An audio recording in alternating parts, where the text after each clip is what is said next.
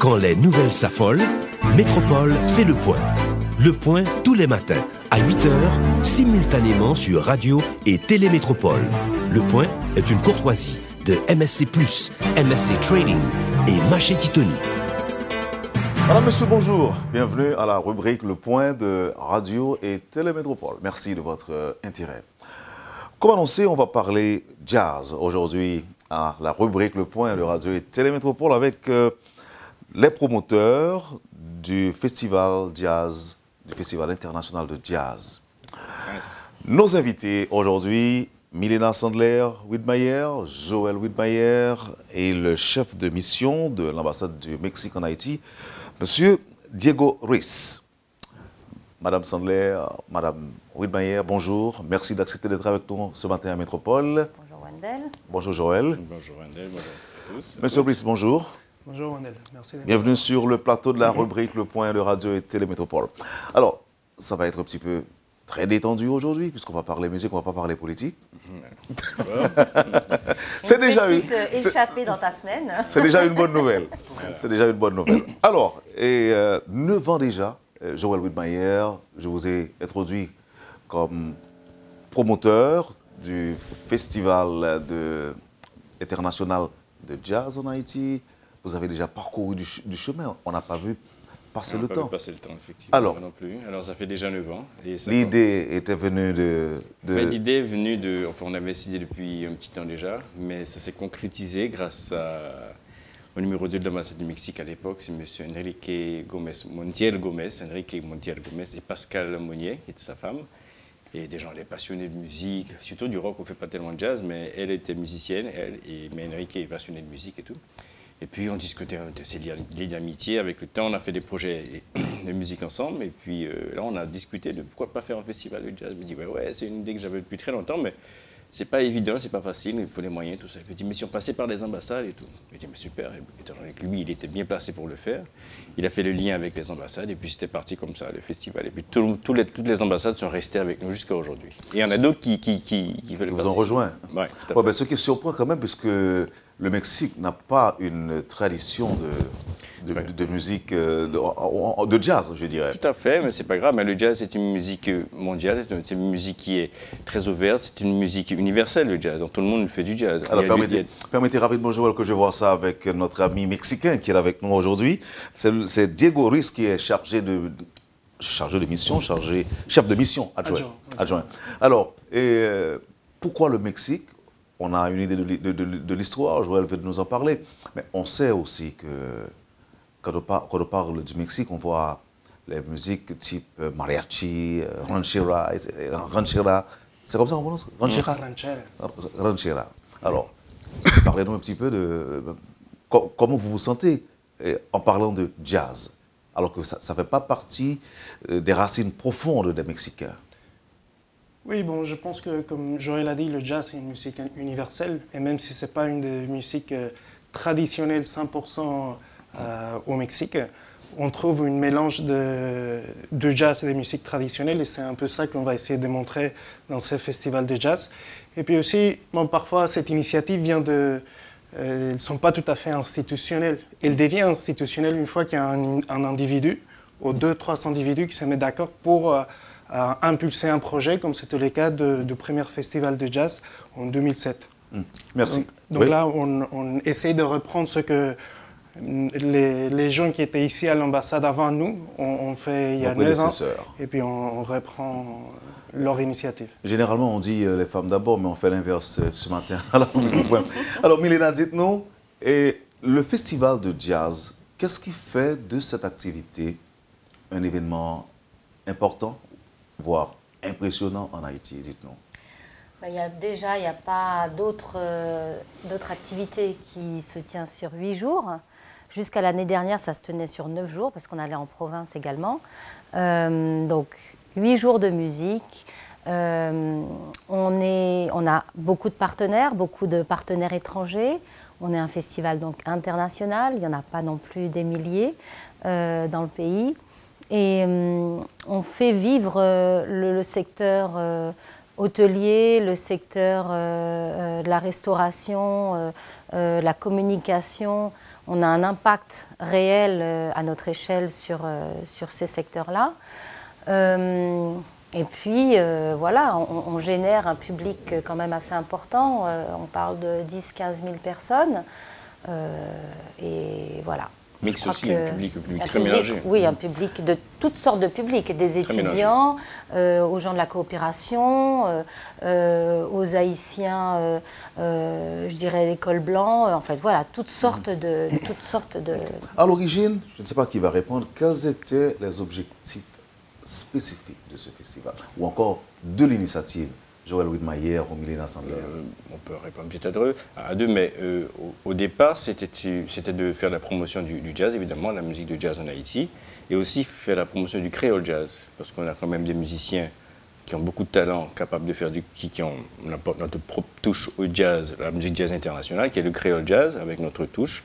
Donc ça, c'est une chose. Deuxièmement, aussi de faire, justement, essayer d'arriver après un certain temps, capable de faire de cet événement un événement touristique, faire l'Haïti soit une destination touristique pour venir à cet événement en Haïti. Donc on travaille là-dessus très fort, on essaie et je pense qu'on va y arriver. Donc voilà, c'était les deux objectifs, si je peux dire, de ce projet. 9 ans après, Milena, avez-vous le sentiment que ces objectifs ont été, ne serait-ce qu'en partie, atteints? Ah oui, en partie atteints, c'est clair. On voit chaque année qu'on a un public, même d'étrangers, qui vient au festival. On n'a pas encore de chiffres, malheureusement, parce que c'est sur 8 jours. Donc c'est plus difficile à évaluer.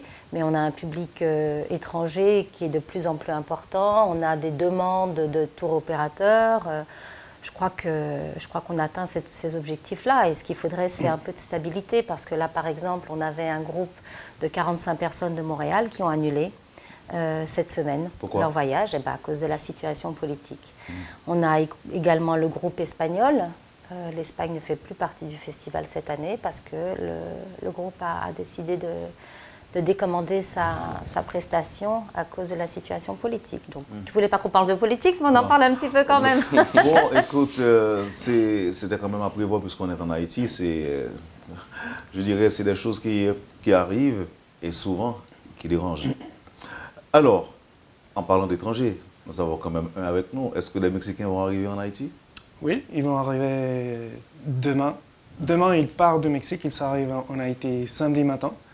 Et puis peut-être un autre objectif que de notre côté on voit, que peut-être ce n'était pas l'original, le festival permet aux artistes mexicains d'avoir cette fenêtre dans la région de Caraïbes. Parce qu'autrement, si on n'avait pas un festival, si on n'avait pas cette structure, ça serait très difficile pour un groupe ou pour un artiste mexicain de venir se présenter ici. Et ça serait difficile aussi pour l'ambassade mexicaine d'avoir cette présence culturelle en Haïti et aussi pour la société haïtienne d'avoir un échantillon de la culture mexicaine. Donc pour nous, le fait d'avoir ce festival qui a déjà une histoire, qui a déjà une structure mise en place, nous permet de pouvoir projeter la culture mexicaine ici. Ok. Donc, votre participation ou encore la participation de musiciens, c'est ce qui fait, ou encore c'est ça, votre rôle, le rôle de votre pays dans la réalisation de ce festival cette année? Oui, c'est un des volets du travail de l'ambassade, c'est la promotion de la culture. Et puis, combien de musiciens vont arriver? C'est un groupe de 5. 5 musiciens que on a cherché beaucoup pour avoir un bon groupe, vu que le Mexique est pour la première année le pays invité à l'honneur. C'est la première fois qu'il y a un pays invité à l'honneur et nous sommes très contents de l'être. Un peu parce que le Mexique a été engagé depuis le début, l'ambassade a été engagée depuis le début pour soutenir et pour encourager ce festival. C'est que cette année, le Mexique est le pays à l'honneur. Vous êtes en train de nous dire que c'est pour la première fois que le Mexique participe? Non, qu'il y a un pays à l'honneur. Un pays à l'honneur. Que le Mexique sera à l'honneur. Le Mexique a participé toutes les années et puis c'est la première fois qu'il y a un pays à l'honneur et puis le Mexique a été désigné. Donc on est très content d'avoir été choisi. Et pour être à l'auteur de cet honneur, nous nous sommes mis à chercher un groupe qui pourrait plaire au public haïtien. On a trouvé un groupe de jeunes très explosifs, très intéressants, qui mélangent des musiques actuelles, comme le funk, le jazz, bien entendu, le hip-hop, le rock, mais aussi des musiques traditionnelles mexicaines, comme la musique folklorique ou les mariachis. Ce que on pense que ce sera très intéressant pour le public. Alors, Milena, dites-nous comment cela va se passer cette année. Je sais qu'il y a parfois, on est en province, est-ce que ça va se concentrer uniquement à Port-au-Prince cette année? Oui, alors on commence donc samedi au parc historique de la Canne à Sucre. Cette année, on ne fait pas de province en avant-première parce qu'on n'a pas les fonds pour ça, et également parce qu'on trouve qu'on a fait 3 fois au CAI, la première fois à Jacmel et au Cap-Haïtien l'année dernière. Et je crois qu'à partir de maintenant, c'est ce qu'on s'est dit, il faudrait que les provinces qui souhaitent accueillir le festival manifestent l'intérêt. Voilà, manifestent un intérêt. Plutôt que ce soit nous qui arrivent, on amène tout. Peut-être que que ce serait bien qu'elles manifestent l'intérêt et on fait une coproduction à ce moment-là, on travaille vraiment ensemble. Donc là, on commence donc au parc historique samedi. Il faudrait mentionner que l'accès au parc historique est beaucoup plus simple qu'on ne le pense. Si on passe par Péguiville, on va direction Vivi Mitchell, on continue sur la route asphaltée. Et là, c'est vraiment un chemin beaucoup plus simple, beaucoup plus rapide. On évite la route un peu difficile de Tabar. Donc on continue sur la route asphaltée, on ne tourne ni à droite ni à gauche, on continue et on arrive derrière l'université Aristide, qui est juste au coin du parc historique. Donc samedi, on a Char d'Avoine, un guitariste haïtien qui vit à New York. C'est la première fois qu'il vient en Haïti performer, donc il est excité comme pas possible, très content. Le groupe Trocker, le groupe du Mexique qui va déménager parce qu'il a une musique très dynamique. Et puis on va terminer avec la tête d'affiche de cette journée-là avec Yellow Jacket, qui est un groupe mythique américain qui a gagné beaucoup de Grammy Awards et qui a sorti une 20aine d'albums. Voilà. Donc ça promet, ça s'annonce sans cesse, encore une fois. Pour l'ouverture, oui, et ça va continuer comme ça toute la semaine. On sera au Caribé. On n'a pas encore parlé de prix, mais ne vous en faites pas. Hein. Je vous arriverai pour vous poser des questions relatives aux modalités de participation. Mais avant, comment on procède, Joël Widmayer? Dites-nous, si un groupe musical veut participer au festival. Parce que récemment, pas plus tard que la semaine dernière, il y a un ami qui m'appelle des États-Unis pour transmettre à vous la volonté d'un groupe musical de participer au festival international. Les réservations se font une année, 6 mois à l'avance au moins 6 mois à l'avance. Au moins 6 mois. C'est pas compliqué. Ne nous contactez pas genre 1 mois avant le festival, c'est plus nécessaire, ça ne marchera pas. 6 mois à l'avance au moins, et il y a un site sur le site du festival. On peut nous contacter et voilà. Je ne vous demande pas de révéler le secret, mais comment vous procédez? Vous allez vers les groupes musicaux ou les groupes musicaux vont vers vous? Vice versa, les deux sont des fois c'est nous qui allons vers eux, des fois c'est eux qui viennent vers nous. Donc voilà, on écrit à la fondation et sur le site du festival ou sur le site de la fondation, et là vous envoyez votre dossier, la musique et tout, parcours et tout ça, et votre dossier de presse, et puis voilà, on met ça à l'étude, on propose au comité, voilà, et puis voilà, c'est comme ça que ça se passe. Ok, très bien. Et en Haïti, il y a plusieurs groupes qui font du jazz créole. Absolument. Ça c'est nouveau, ça. C'est nouveau relativement, oui. Beaucoup, je veux dire, depuis 9 ans. Ah, voilà. Oui, Depuis 9 ans.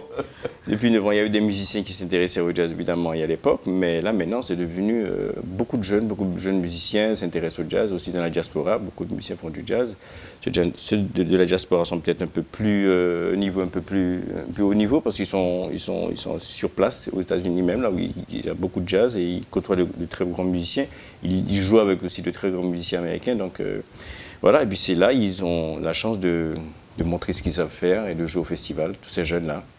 Et aussi, c'est pas seulement du jazz, au fait. On a ouvert le festival aussi à d'autres musiques, comme depuis au moins 3 ans. Et là, on peut voir, il y a beaucoup moins d'expérience. Il y a beaucoup de jeunes qui font la chanson aussi, comme Miu, comme Rochelle. Il y a le petit groupe acoustique qui vient de commencer. Il y a Tabou Combo. Oui. Tabo Combo qui est un groupe de compas, mais Tabo Combo c'est accompagné. Personnellement, et soyez pas surpris si je vous dis que j'ai été surpris de voir dans le spot qui passe Tabo Combo, j'ai vu Choubou danser en chantant. Et donc, c'est pas un espace fermé. Tout à fait. On a ouvert la musique, on essaie de garder ce festival à 65%, 70% jazz, et le reste, on a ouvert à la musique haïtienne, à tout ce qui existe dans la musique haïtienne. Et Tabo Combo sera accompagné leur invité sera Joey Missile, qui est un saxophoniste haïtien de jazz. Donc on va voir ce que ça donne avec Tabo Combo. Quelle est la réaction des Haïtiens? Est-ce qu'ils dansent cette musique? Tabo Combo. Non, je parle du jazz. Mais par exemple, on va voir votre Rocker, par exemple, c'est un groupe qui fait une musique très mélangée. On peut le danser, on peut l'écouter. Voilà, il y a beaucoup de groupes comme ça au festival, beaucoup de musique qu'on peut danser. Il y a beaucoup de groove, quoi. C'est du groove, on a envie de bouger. Donc le jazz, c'est ça aussi aujourd'hui. Aujourd'hui, le jazz est ouvert à plein. Sauf sur toutes sortes de musique, se laisse greffer beaucoup de musique là-dessus. C'est de la fusion, c'est le monde de la fusion. Nous sommes dans la fusion. Et Milena a parlé de 10 000 personnes par an mobilisées. 10 à 15 000 personnes. 10 à 15 000 personnes mobilisées. Oui. Mais c'est quand même beaucoup. Ah bah oui, c'est beaucoup. C'est étonnant. Chaque soir à Focal, il y a près de 900 Il y personnes. a, oui, entre 900 et 1000 personnes chaque soir à de toute Focal. catégorie sociale. Oui, absolument. C'est ça qui est intéressant avec ce festival. C'est ça l'idée de ce festival. C'est qu'on plaît à tout le monde et on a justement un public qui est de plus en plus diversifié et de plus en plus intéressé au jazz. Laissez-moi voir avec Diego, dans votre pays, c'est quelque chose qui manque, non, au Mexicain? Un festival de jazz. Oui, ben, je pense que si je peux parler de côté des étrangers qui habitent ici, c'est vrai qu'il n'y a pas beaucoup de scènes de culture où on peut soit aller voir un film ou écouter un concert, un bon concert ou une exposition. Donc le festival, je pense, offre cette possibilité, aussi bien aux Haïtiens qu'aux étrangers, d'avoir la possibilité d'avoir accès à la culture. Donc, ouais. Messieurs, dames, merci de votre participation à la rubrique Le Point. On va ensemble observer une pause et puis au retour, on essaiera de revenir sur les modalités de participation, sur l'implication des autorités aussi, les sponsors et autres, et vos attentes évidemment. Ce sera après la pause. Vous suivez, madame, monsieur, la rubrique Le Point de Radio et Télémétropole. Milena Sandler, Widmayer, Diego Rus-Cayol, Joël Widmayer sont les invités de la rubrique Le Point. Merci de votre intérêt. Ne quittez pas. On vous revient tout de suite après la pause.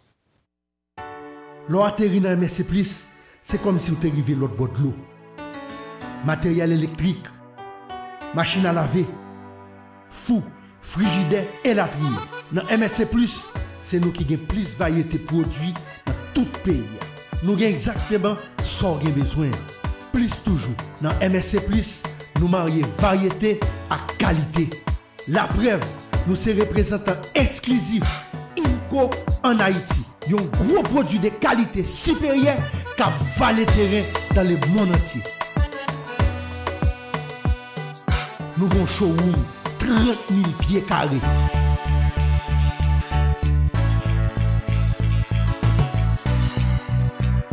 Vin fait choix pour là. Jodi à même dans MSC+. Sur route tabac numéro 44. Parce que m'dou, dans MSC+, c'est plus pour moins. Si vous besoin de votre produit première nécessité, dans marché Titoni, n'a joué à bon prix. Ou même qui veut vendre bon genre produits cosmétiques, marché Titoni, n'a joué à bon prix.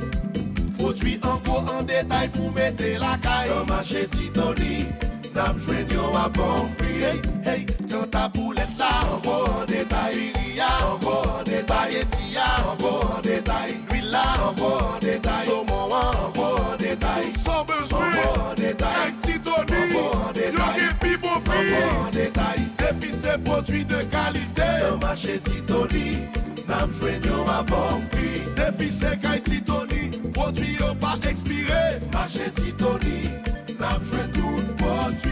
Wap jwen marché Titoni dans building Fabnac, Boss Station Gonaïve là. Téléphone 813 14 57 à 59. L'eau atterrit dans MSC+, c'est comme si vous étiez arrivé l'autre bord de l'eau. Matériel électrique, machine à laver, fou, frigidaire et latrine. Dans MSC+, c'est nous qui avons plus de variété de produits dans tout pays. Nous avons exactement ce qu'on a besoin. Plus toujours, dans MSC+, nous marions variété à qualité. La preuve, nous sommes représentants exclusifs INCO en Haïti. Un gros produit de qualité supérieure qui va le terrain dans le monde entier. Nous avons un showroom 30 000 pieds carrés.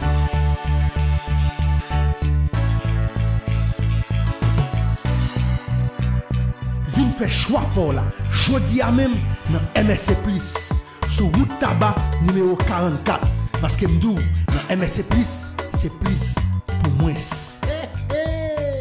Le Point est une courtoisie de MSC+, MSC Trading et Maché Titoni.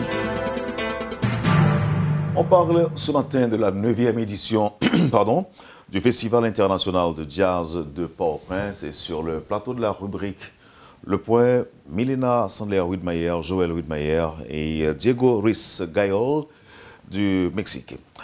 Et permettez que je revienne sur un point sans vouloir faire de la politique, mais vous avez dit qu'il y a des groupes qui ont annulé leur participation au festival en raison de la situation politique. Comment vous avez reçu ça et qu'est-ce que ça vous fait humainement? Bah, c'est difficile désolant à prendre parce qu'on travaille 6-7 mois sur cette édition. Et voilà, ça veut dire que quelque part, il y a des échecs qui ne sont même pas dus de notre fête. Non, mais je sais. Mais est-ce que vous avez reçu ça comme un choc ou une déception? Vous vous posez certaines questions? On ne se pose pas des questions. Moi, je peux comprendre. Hein. Non, vous dites tout simplement, eh bien, d'accord, ok, à l'année prochaine. Bah, pas du vous tout, c'est genre... Vous ne tentez pas de... Non, c'est une déception. On regrette beaucoup que l'Espagne puisse plus participer. En fait, il y a un seul pays. Un seul pays qui voilà, dans le groupe a annulé sa présence, mais il y a aussi des touristes. Et ça, c'est aussi très grave, je trouve. Je voulais justement y arriver. Vous parliez de touristes. Est-ce que ça arrive vraiment que des gens amoureux du jazz viennent de l'étranger en nombre important, rien que pour participer? Mais ça arrive partout dans le monde. Il y a des gens qui voyagent pour aller dans les festivals de jazz. Ça arrive partout dans le monde. Les festivals de jazz sont reconnus pour ça, pour drainer un public international, un tourisme important. Le festival de Sainte-Lucie, je dirais à 60%, c'est des étrangers, qui font ce festival. Le festival de jazz de Montréal, pareil. C'est énorme. Donc c'est un festival comme le nôtre pourrait drainer beaucoup plus de touristes. Il a ce potentiel-là. Il y a beaucoup de pays qui organisent ce genre de festival dans la région, je veux dire. Oui, dans la région. Absolument. La Dominique, Sainte-Lucie, Martinique, la République dominicaine a 2 festivals de jazz. Et c'est un vrai apport économique pour le pays. Mais 9 ans après, c'est pratiquement un succès pour vous autres. Ah, mais c'est pas évident, chaque année c'est comme si c'était la première année, c'est toujours pas facile. Mais si on tient bon. Oui, mais quand même pour avoir tenu, Joël. Voilà, parce qu'on y croit justement, on y croit beaucoup, on y croit fermement et on pense que ce festival va arriver justement à amener un jour des touristes dans ce pays et faire un événement culturel intéressant, important pour tout. Maintenant, on sait aussi que tout le monde attend le festival chaque année. Alors vous allez me dire aussi, c'est correct, ce que j'ai comme information, vous n'avez pas obtenu tout ce que vous avez souhaité en termes de fonds. Si, mais je veux dire, pour les sponsors, c'est compliqué pour eux. Parce qu'ils sont très sollicités pendant le courant de l'année avec le carnaval et tout, les 2 carnavals et tout ça. Et ce sont les mêmes gens que tout le monde sollicite pour le sponsoring des événements. Et le mondial. Et le mondial aussi. Donc, 3 événements cette année, mondial et 2 carnavals, donc c'est compliqué pour eux. Donc, il y en a qui sont venus à la baisse de nos sponsors. Et heureusement que l'État encore est avec nous, le public. On est toujours sous le haut patronage du ministère de la Culture, avec un bel apport également du ministère du Tourisme. Et c'est très important. Et j'aimerais quand même parler des sponsors. On a un nouveau sponsor cette année. Ça nous arrive très rarement d'avoir un nouveau sponsor. C'est le Port Lafiteau. Les afters sont sous la bannière du Port Lafiteau, du GB Group. Delta, Air France sont encore avec nous cette année. On a des sponsors qui sont récurrents. En fait, ils nous font confiance, ils sont fidèles. Donc Digicel, on a la scène Digicel, qui est le vendredi. à la place Boyer. J'avais pas, ça, c'est une innovation, ça. J'avais pas entendu. Si, depuis l'année Ah, dernière. si, depuis, ça fait 3 ans. 3 ans? Non, mais Ah non, attribuer une scène à un sponsor, Oui. je veux dire. Oui, c'est ça, ça fait au moins 3 ans. Ça fait au moins 3 ans. Oui, l'ouverture, la clôture sont les scènes de prestige. Donc prestige au parc historique de la canne à sucre à l'ouverture. Et en clôture, ça sera la scène de la place Saint-Pierre, qui est à prestige. Rome Barbancourt patronne les focales, toutes les scènes de focales. Et puis, bien sûr, Radio Télémétropole, la RTNH, Avis, qui nous prête ses véhicules et ça nous rend un énorme service. Et puis, voilà, FD+, qui nous donne un gros coup de main également. Alors, je sais que quand vous étiez à Jacmel, pour apporter cette musique ou encore ce style de musique aux Jacmeliens, on n'avait rien requis, on n'avait rien réclamé en termes d'argent. Non, le festival de la part du public. Non, c'était gratuit. Est-ce que vous réfléchissez à l'idée d'exiger quelque chose du public, puisque... Mais on fait toujours ça. Chaque année, on a 3 jours sur les 8 qui ont des scènes payantes. Chaque scène payante est à 1000 gourdes et toutes les autres sont gratuites. Oui. Est-ce que vous pensez justement à l'idée de réduire le nombre de... Scènes gratuites? Non. Non, étant donné qu'il y a eu des difficultés, tout le c'est pas ça le... C'est pas au public de payer pour ça. Non. C'est pas au public de payer pour Festival de ça. cette envergure, c'est pas C'est un cadeau. C'est un cadeau, non? Oui, si on veut, c'est un cadeau, mais comme partout ailleurs, ça devrait être l'État et les sponsors, tout ce monde-là qui devrait mettre pour justement, si tout ça peut apporter tout ça au pays, le tourisme, tout ça, c'est à l'État d'investir dans ce projet. Il ne faut pas voir sur un public d'ici, il faut voir aussi, il faut voir plus grand, plus loin que ça. Oui. Il faut projeter ce projet avec plus de... Voilà. C'était quoi l'enveloppe prévue? L'enveloppe prévue, on est à, je crois, 200 000, 220 000 de notre côté, du côté de ce qui est géré par la Fondation Haïti Jazz. Et vous ajoutez à ça l'apport de chacune des ambassades qui ne passe pas par la Fondation, qui est gérée directement par chaque ambassade ou chaque institution étrangère. Et on arrive à un budget total à peu près de 350 000 $. Oui, je crois voir, s'il y a erreur, vous me direz, messieurs et dames, 37% de l'État. Oui. Et apport des sponsors privés et de la société civile, 28%. C'est beaucoup peu, non? Non. C'est-à-dire qu'on pourrait espérer plus de l'État. Je crois que si l'État pouvait faire mieux au niveau du... si l'État pouvait faire mieux, je crois que c'est vraiment un événement qui a sa place dans... Mais finalement, ce sont les ambassades qui les ambassades, qui font les frais, sans les ambassades, on n'a pas de festival international. Parce que là, on est à environ 130 000 $ sur un montant de 350 000. Ouais. Sans apport des ambassades, on n'a pas de festival international. Par exemple, le festival de Sainte-Lucie, c'est le tourisme qui produit ce festival. C'est sous la bannière du ministère du Tourisme. Martinique, Guadeloupe, c'est pareil, c'est l'État, c'est la mairie et tout ça qui font ces festivals. Et là, bon, c'est vrai qu'on est sous le haut patronage du ministère de la Culture, parce qu'on a effectivement aussi beaucoup de groupes haïtiens dont on fait la promotion également, qui ont appris aussi, qui apprennent beaucoup pendant le festival. On a des ateliers chaque matin. Donc c'est aussi normal que ça soit le ministère de la Culture qui... Enfin, il y a un vrai partenariat entre les deux ministères. Mais vous admettez quand même avec moi et que ce n'est pas beaucoup quand même en termes d'investissement. De l'État? Non, globalement, je veux dire. Oui. C'est-à-dire que c'est un petit budget pour réaliser... Ah, c'est un tout petit budget, oui. C'est un tout petit budget. Le but, c'est pas faire de l'argent, en fait. Mais justement. Voilà. Non, alors là, je me réfère à ce que j'ai en face de moi comme enveloppe globale pour organiser un événement d'une telle envergure. Si on peut comparer à la Guadeloupe, par exemple, c'est... Ah oui, il y a un festival en Guadeloupe qui s'appelle Îlot Jazz. 4 jours. C'est sur 4 jours et... ils ont une enveloppe de presque... 5 000 euros Non, un demi-million d'euros pratiquement. Un demi-million d'euros? Non, un demi-million d'euros. Un demi-million. Pour 4 jours de festival. Il y a moins de concerts, bien moins... Nous, on fait beaucoup plus. On fait énormément avec ce budget-là. Et on travaille pendant 6-7 mois. Mais ils ont mobilisé des gens aussi, des touristes arrivent peut-être à foison pas encore, à cette occasion. Pas encore pour eux. Malgré tout. Pour Îlot Jazz. Bon, peut-être quelques gens de la Martinique, Guadeloupe qui, entre eux, mais pas beaucoup, pas vraiment. C'est à peu près le carnaval haïtien, non? Oui, je ne me souviens plus du... pour le carnavalisme. Budget du Je sais pas, festival. on n'a pas le Parce budget que du nous carnaval. parlons, nous parlons d'un demi-million d'euros. D'euros, Oui, ouais. d'euros. Donc c'est quand même énorme, c'est quand même beaucoup. Alors, maintenant, voyons pour les groupes, les pays qui seront représentés à travers ce festival, ils sont combien? 10. Yeah. Ils sont 10 pays. Chaque pays envoie un groupe de combien de gens, combien de musiciens? Ça dépend, ouais. Ça dépend du Ça groupe de varie. 5-6 musiciens maximum, voilà. Parfois 3, des trios, Ouais, ça des trios, des dépend. Ouais. quartets. Et le Mexique sera représenté à travers le groupe Trocker. C'est ça.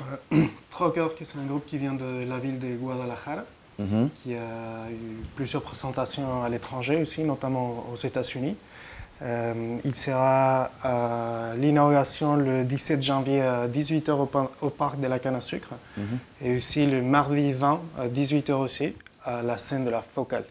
Ils vont avoir aussi un atelier le même mardi 20 au matin à Focale. Et puis si vous voulez avoir un avant-goût de Trocker, vous pouvez le chercher sur YouTube. C'est Troker, Trocker, ou sur leur site web www.trocker.com.mx. Milena, est-ce qu'il y a des innovations qui devront sauter aux yeux, je dirais, cette année? Eh bien, on sera sur la scène, on inaugure une nouvelle scène qui est la scène prestige de la clôture, donc on sera à Place Saint-Pierre. Ça sera la première fois qu'on sera à Place Saint-Pierre. On devait normalement faire la clôture du festival au Triomphe. On n'a pas dit la date Pardon, à Place le Saint-Pierre. 24, le 24 janvier. On devait normalement être au Triomphe et au kiosque Occidenti. Et malheureusement, le Conseil des arts de la Seine nous a annoncé dernièrement qu'il ne pouvait pas accueillir le festival. Donc on a dû trouver une parade, une option B. Donc on sera au Caribé à 6h le 24. Et après, avec Tabou Combo, on sera Place Saint-Pierre. Donc à 6h avec Laurent de Wild, un pianiste français, très bon pianiste français, et avec Étienne Charles, qui vient de Trinidad et Tobago. C'est la première fois aussi qu'on a Trinidad avec nous au festival. C'est la première fois qu'on est en Angleterre aussi. Oui, on a la Grande-Bretagne aussi pour la première fois. Et vous ne craignez pas le débordement, puisque quand même c'est toujours un public, je dirais, réduit, restreint, qui participe au festival. Avec Tabou Combo, il n'y a aucun risque de débordement? Non, il n'y a pas un public restreint au festival. Pas du tout.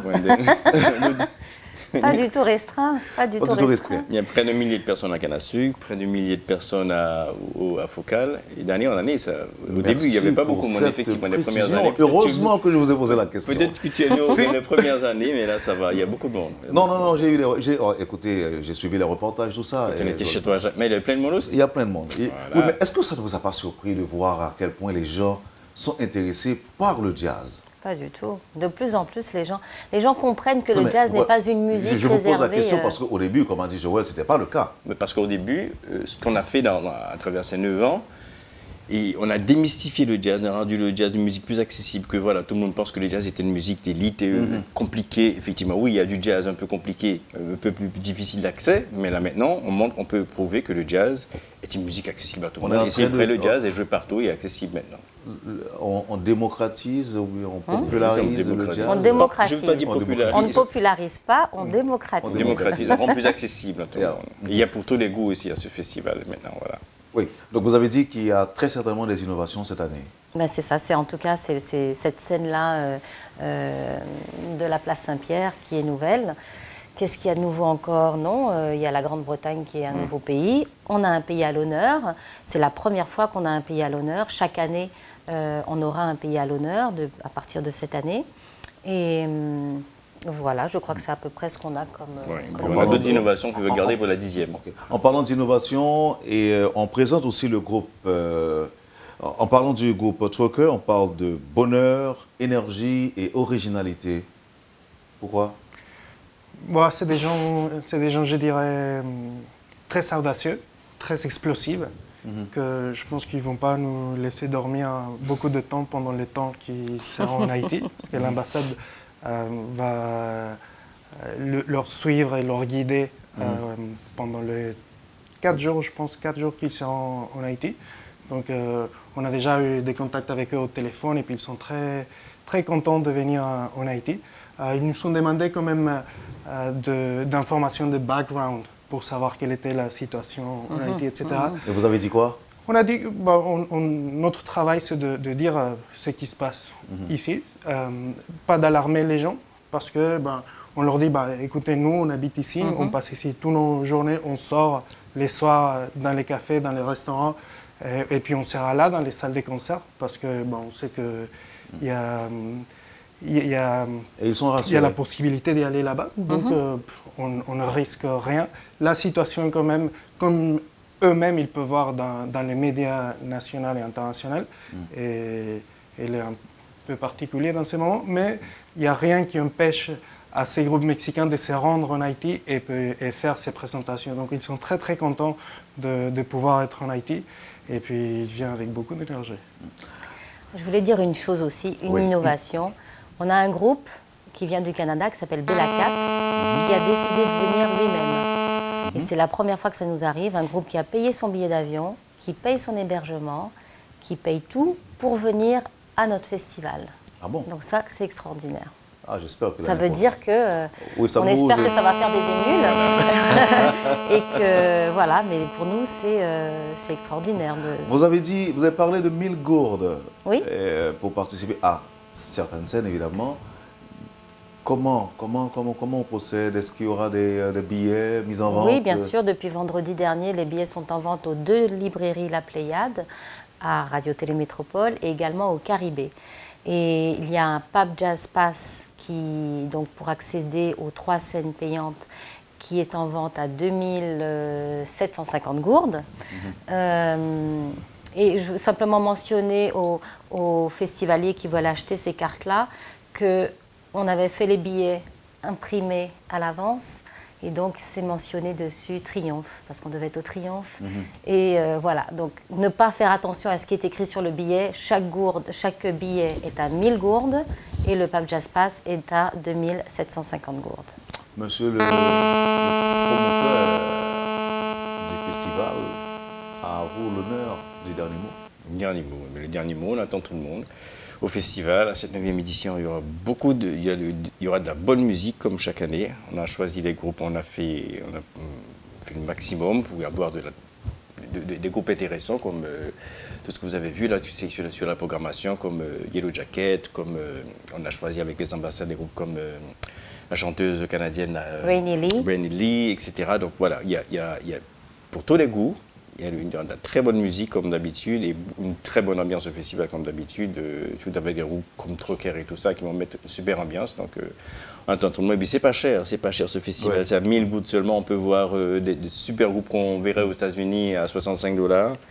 Un seul groupe et on voit 3 groupes pour 1000 gouttes, donc c'est pas cher du tout. Donc ce festival, voilà. On attend tout le monde à ce festival. Eh bien, mon dernier mot, n'oubliez pas de vous procurer les souvenirs du festival qui vont aider également la Fondation. On a un très beau parapluie, on a des sacs, on a plein de choses. T-shirt. Très beau t-shirt. Disponible sur tous les sites. Sur tous les sites. Okay. Et puis, une petite nouveauté aussi, on sera donc pour les afters, comme d'habitude, au Quartier Latin et à Yanvalou, mais la nouveauté, on sera aussi le lundi au Presse Café et le dimanche au Kinamotel. Ah, on a failli commettre une grave erreur.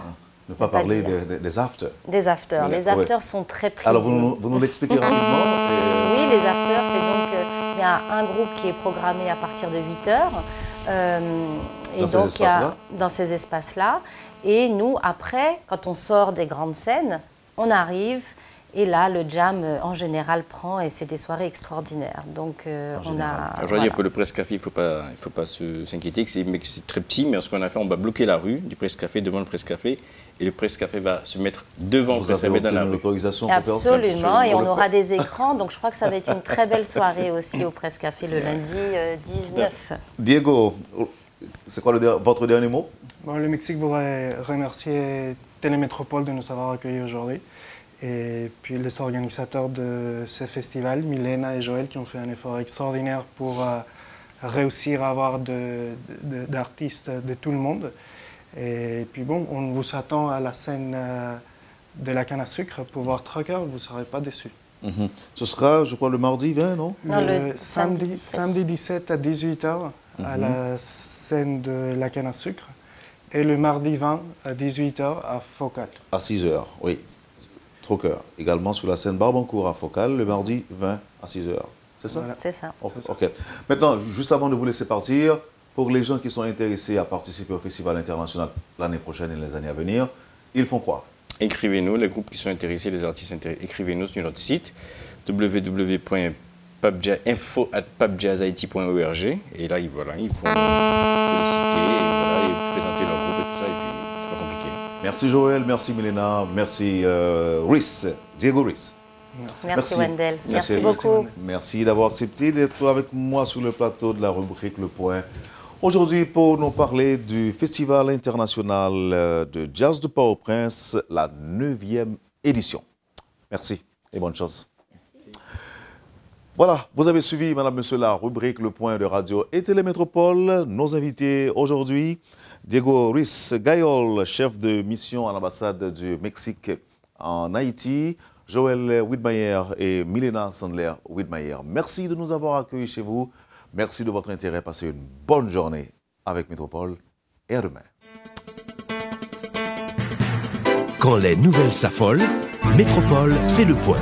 Le point tous les matins à 8h, simultanément sur Radio et Télémétropole.